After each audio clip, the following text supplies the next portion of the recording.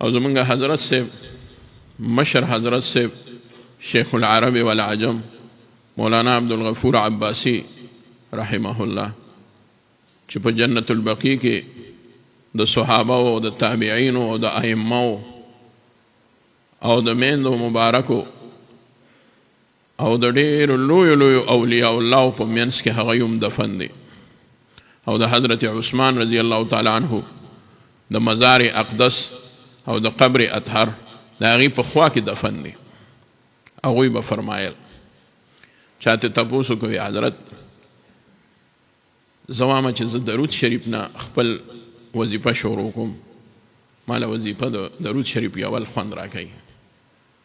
او تاسو وایئ چې نه استغفار وایه یول استغفار وایه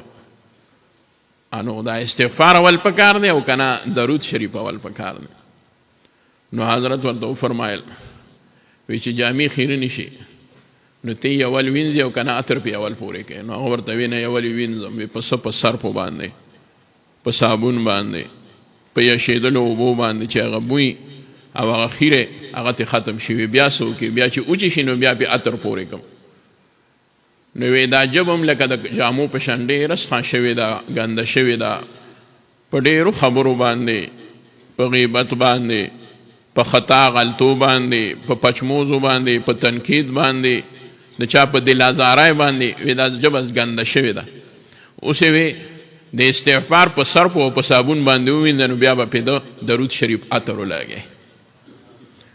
عطر وی څوک په خیرنو جامو نه لګئ نو وی درود هم په خیرنه جبلامه وایه استغفار وایه چې الله دې معافي نصیب کړي نو توبه به درته هم الله وکړي قبوله به دې کړي الله توبه او بخښنه به درته هم وکړي او بیا پې درود شریف وایه نو درود شریف بیا ډېر خوند کوي دا ورله عجیبه مثال ورکړی دی استغفار او بل ګوره بزرګانو چې کوم معمول راغلی دی که نه یول نه خو هغه په پټو سترګو منئ په پټو سترګو هغوی پې ډېر محنت کړی دی ما ته اوس لګیا یو د 2 ورځو علم مو کړی دی او د یو څو ورځو تقوا ده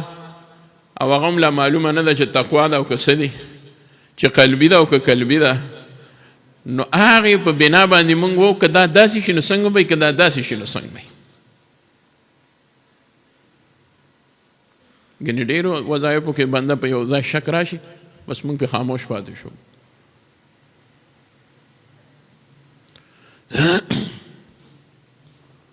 لکه د ابراهیم علیه السلام دغه دعا چې ده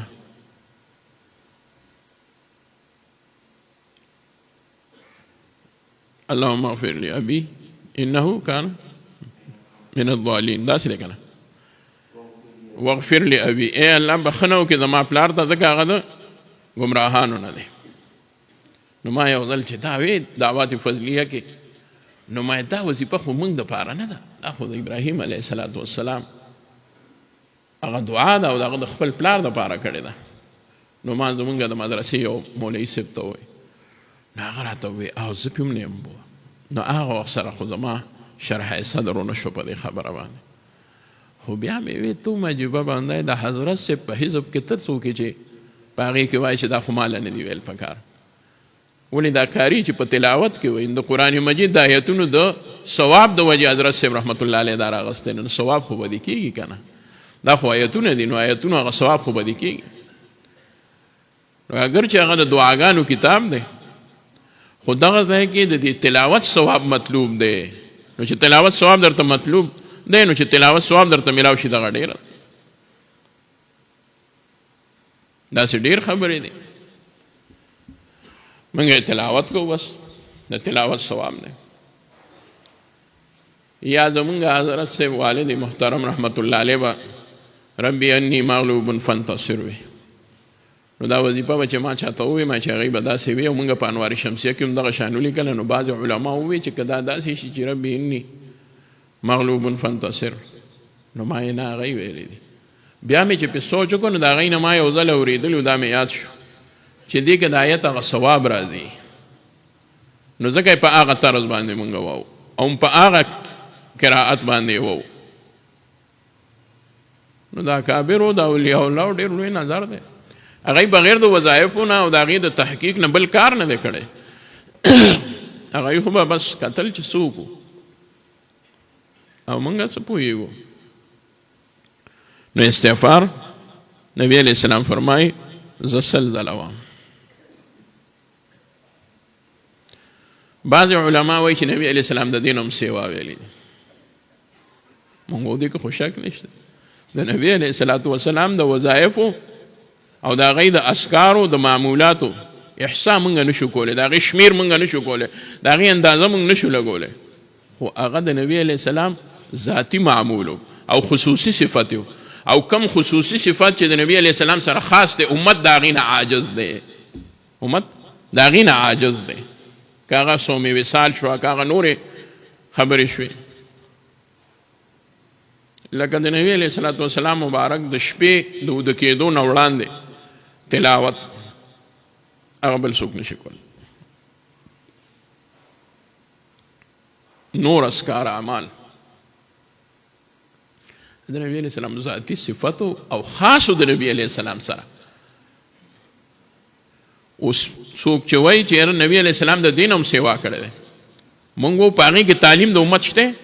هغې کې نشته. تعلیم د امت په څه کې دی؟ په 100 ځلو کې دی، په 100 ځلو کې دی. بله یو خبره چې 100 ځله او 100 ځله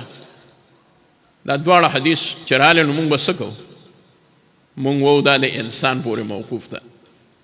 که چېرې 100 ځله کولی شي خو ډېره به ښایي، که نشي کولی 100 ځله خو دې وکړي. نبي علیه السلام 100 ځله خو کړی ده. نو دوره دا زموږ د سهولت دپاره الله تعالی د نبي علیه السلام د لسان مبارک نه دا وظیفه هغه صادره او ظاهره وفرمایله.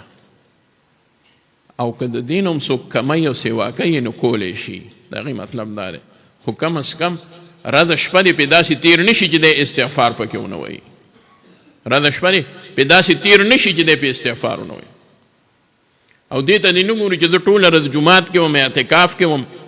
نو زه د څه استغفار وم. ته د دې استغفار وایه چې سوچ خو به دې کړی که نه، نو د هغه سوچ دپاره استغفار وایه چې الله کوم سوچ فکر مې راغلی د په هغې باندې هم توبه وباسم. د خواصو چې دی نو په سوچ او فکر باندې هم توبه ده، ورنه مونږ الله تعالی په سوچ او فکر باندې نه نیسي. خو اخص الخواص هغې داسې دی